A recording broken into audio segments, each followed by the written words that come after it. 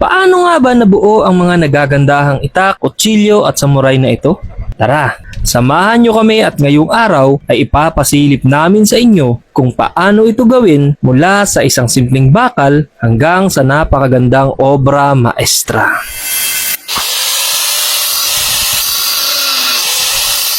Sa unang hakbang ay pinuputol muna ng naaayon sa laki o hugis na iyong nais.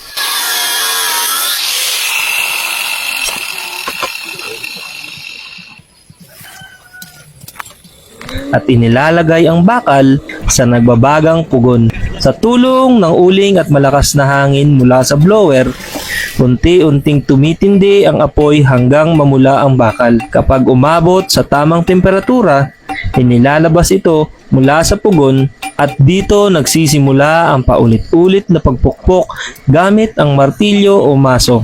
Bawat hampas ay unti-unting nagbibigay ng hugis sa bakal mula sa simpleng piraso hanggang sa anyo ng isang kutsilyo o itak. Ngunit hindi rito natatapos ang proseso dahil paulit-ulit itong ibabalik sa pugon at muling pinupukpok. Ang bawat pag-init at bawat hampas ay mahalaga upang maging matibay, pantay at balanse ang talim. Kapag nabuo na ang pangunahing hugis, sisimula naman ang paghasa at pagpakinis ng talim. Dito unti-unting lilitaw ang talim ng kutsilyo o itak. Maingat itong hinuhubog upang makuha ang tamang kapal, anggulo at talas. Pagkatapos nito ay ang heat treatment. Muling paiinitin ang bakal at saka mabilis na pinapalamig sa tamang paraan upang tumigas ang talim.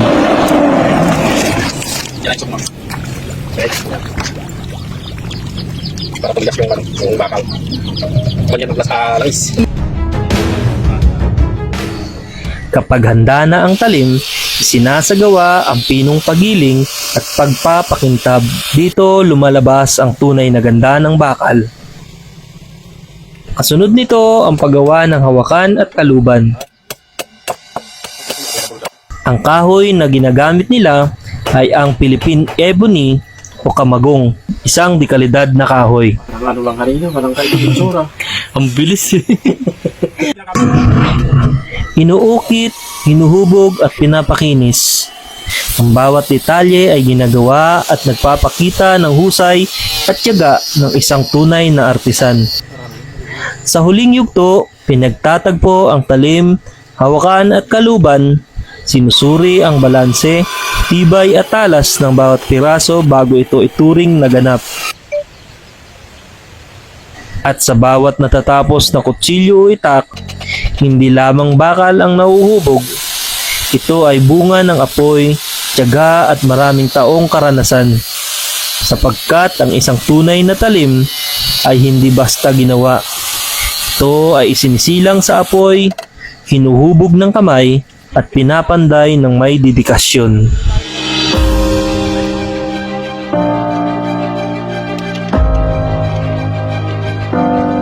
At sa mga nais mag-inquire o umorder, ay pwede nyo silang i-message sa kanilang Facebook page at nagpapaship sila nationwide. Meron tambak na namin, day 1 pa lang, tambak na.